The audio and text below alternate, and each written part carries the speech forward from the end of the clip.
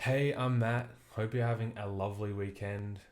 Today I'm going to take you behind the scenes and show you how I made my headline song for my R&B album. So recently I released my R&B album. It's called Unrequited, and this is the headline song.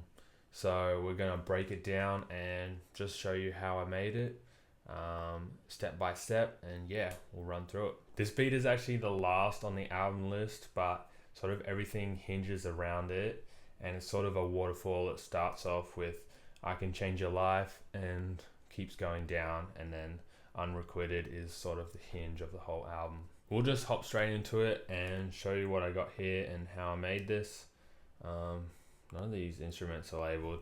Yeah, just ignore that. I should probably just go and label them real quick. Alright, we're back. We labeled everything just so it looks a bit nicer and added some pretty colors. Wow. So, pretty much what this all came from was this bass down here.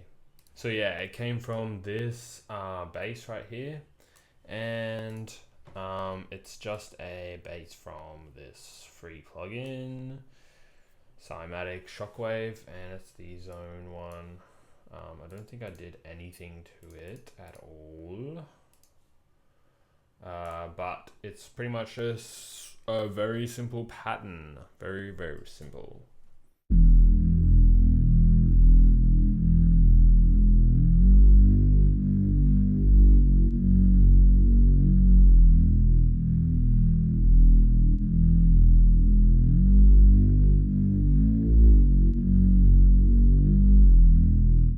And there's a few pops in there which really annoy me, but yeah, we didn't pick up on that one, unfortunately. But the actual inspiration didn't come from entirely my brain. It actually came from this artist here, Melina Tay. I think that's how you say it. But she has a lot of dark R&B sort of music, and I like a lot of her stuff. And the idea came from one of these. She had like a very wide bass, and yeah, I was like, you know what? Let's just start with the bass. Start with that.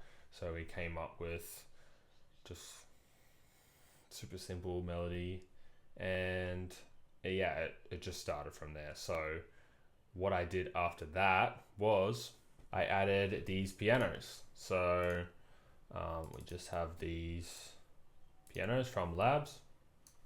It's the glass piano. This glass piano, ooh, so good, so good. All of these are, a couple of them are a bit weird, like those, but this Flow and Glass Grand, super good, and like super distant, perfect for this genre. I've been loving dark R&B lately. I've got a whole playlist of songs, so I really like this, and this piano is just perfect for it. So we started with just the regular, just from C3.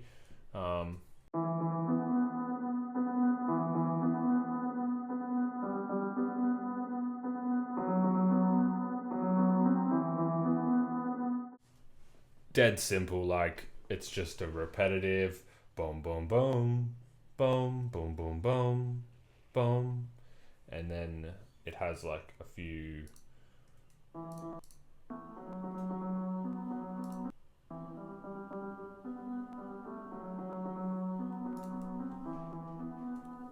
I mean, this took me like I don't know, not that long. Just messing around and finding what sounded good, pretty much. Yeah, I made that up, and sounded pretty good with the bass as well.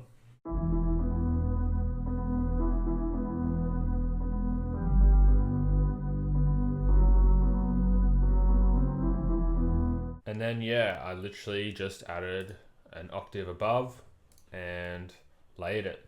Next, what I did was add this bass. It's just a acoustic bass from the same plugin, and didn't do anything to it that I remember. But yeah, so it comes from the Reese with the piano, and then the Reese cuts off, and then it goes into the bass.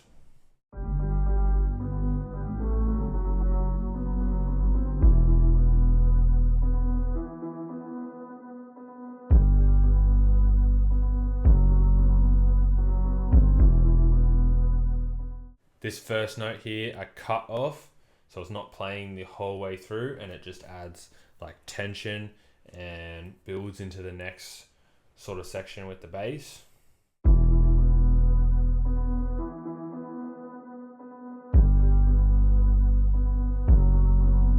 Yeah, so we just have this kick here.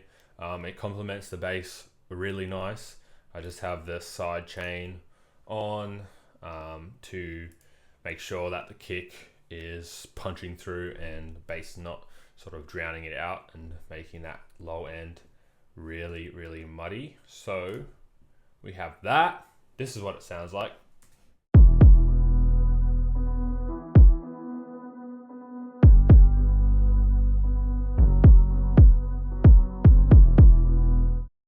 Sounds super, super good. But of course we add our claps. So we have a rim shot and also a clap. So this is what that sounds like.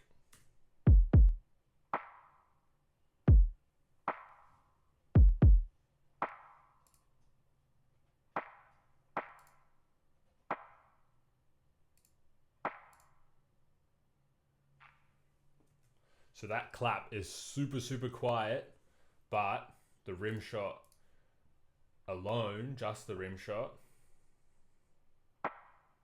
I wanted sort of the high end of that clap to sort of like bring in that little, that compression, sort of just the texture of the clap. I don't know how to explain it, but just having that high end sounds pretty good in my opinion. And then have the kick as well, and all of them sound like this.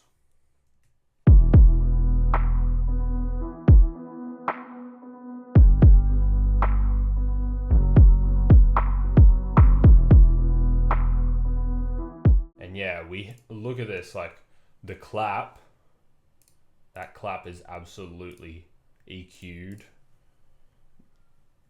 Like, you can't really EQ it any more than that until it's just, there's no waveform left. And you might say, oh, if you have to EQ it that much, well, you shouldn't have chosen that sound. And I say, yeah, fair enough. But sounds good, so I don't care.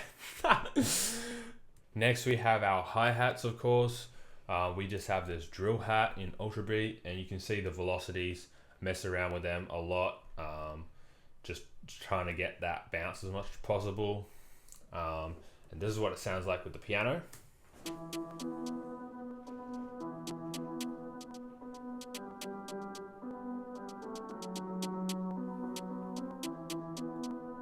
So I added that hi-hat in, sounded good, but I felt there was something missing in that section, not much drive. So I added a couple of bongos, and that will bring it all together. So this is what it sounds like on their own.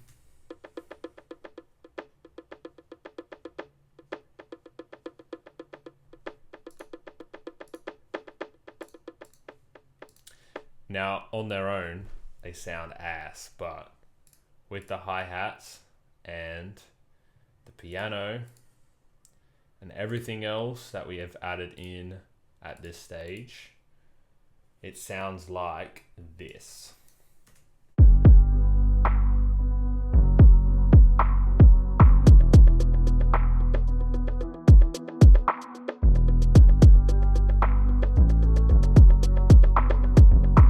And I don't know if you can hear it, but those bongos are really driving the song and like keeping the rhythm through those sort of breaks that I have in these drums, and just keeping it going, and so that it's not just the hi-hat sort of slugging it along. Next, I added another piano. This one is the soft piano, and it has a very quiet texture, and this is what it sounds like.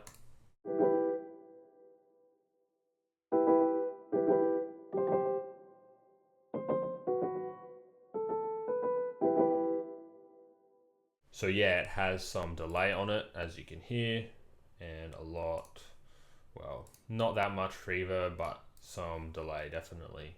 So I also added some strings to sort of counter the piano, and we got some violins, violas, and basses.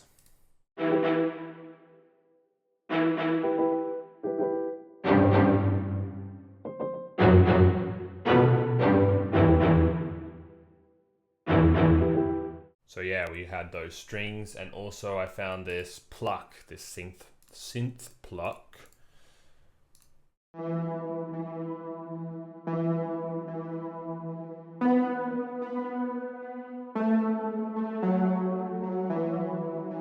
I also added a open hat right before the clap, so that the open hat goes and then the clap sort of cuts it off. So the whole thing, this main section, everything sounds like this.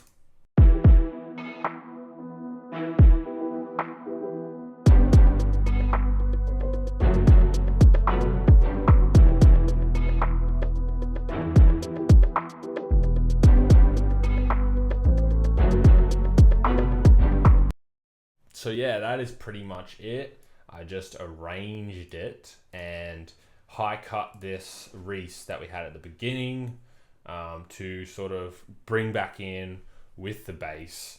Now I had to be careful that it didn't overpower the low end. It sounded good just to have the constant Reese and also the starting and stopping of the bass, if you know what I mean. Like, they sort of complement each other and sound good. So this is what that sounds like.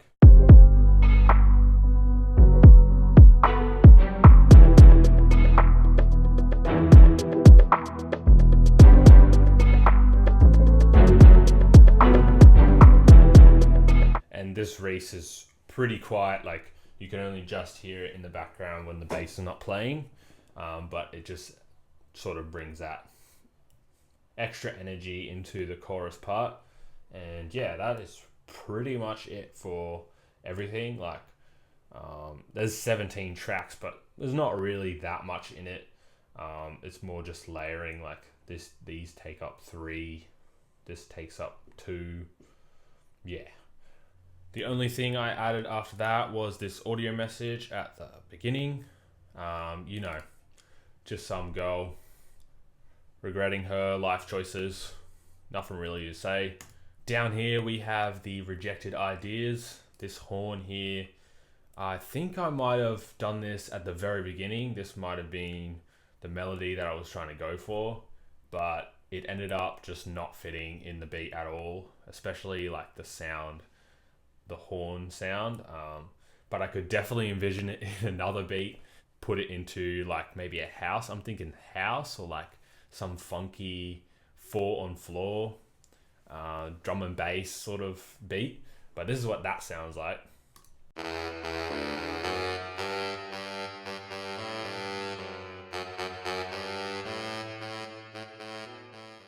We also have this vocal loop here. I really wanted to get some vocals in here, but just didn't work out, not with this one at least. I personally didn't like it. It could sound good, but I don't know, you tell me. I'll give you a listen anyway.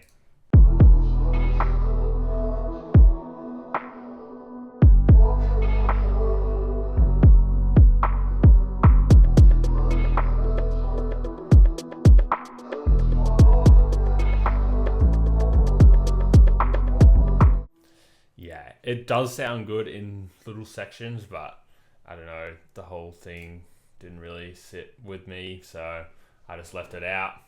But yeah, that's the whole beat. Tell me what you think. Whether I should add something, some vocals, try and fit them in there somewhere. But it's up to you. And this is the beat. No skips, no pauses. And thanks for watching. Hey, I'm kind of glad you didn't pick up. I kind of just called to hear your voice, so your voice recording was enough. I should hang up. What am I doing? So I feel kind of dumb.